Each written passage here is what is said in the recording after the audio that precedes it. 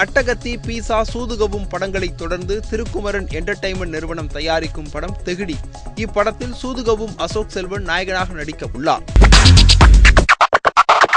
Pizza படத்தில் நாயகனாக நடித்த விஜய் சேதுபதி ஜிகர்தண்டா படத்தில் வில்லனாக நடிக்க உள்ளார். தன்னுடைய ஹீரோ இமேஜை எல்லாம் விட்டுவிட்டு இந்த படத்தில் வில்லனாக நடித்து வருகிறார் விஜய் சேதுபதி.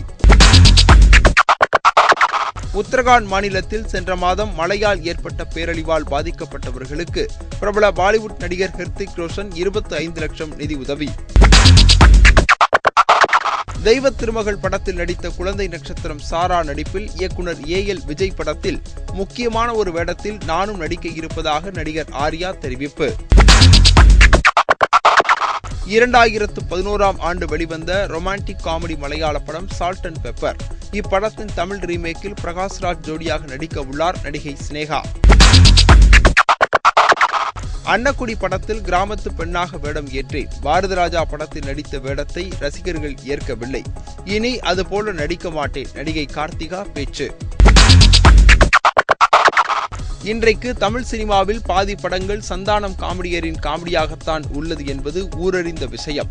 ஒரு நாளைக்கு 10 லட்சம் ரூபாய் சம்பளம் வாங்கும் காமெடியர் படம் முழுக்க வர வேண்டும் என்றால் 5 கோடி வரை சம்பளமாக கேட்கிறாராம் சந்தானம். விஷ்ணுவர்தன் இயக்கத்தில் அஜித் நடித்த 53வது படத்தின் படப்பிடிப்பு சமீபத்தில் நிறைவடைந்துள்ளது. இதனைத் தொடர்ந்து கர்வம் என்று தலைப்பு வைத்திருப்பதாக தகவல். முருகதாஸ் இயக்கத்தில் நடிக்கவிருக்கும் புதிய படத்திற்கு பாலிவுட் நாயகிதான் வேண்டும் என கேட்டுள்ளாராம் விஜய். ஏற்கனவே பாலிவுட் நடிகைகளுக்கு பரிச்சயமானவரான முருகதாஸ் விஜய் எதிர்பார்ப்பதை விட ஒரு நடிகையை அவருடன் நடிக்க வைக்கும் வேலைகளில் ஈடுபட்டு உள்ளதாக தகவல்.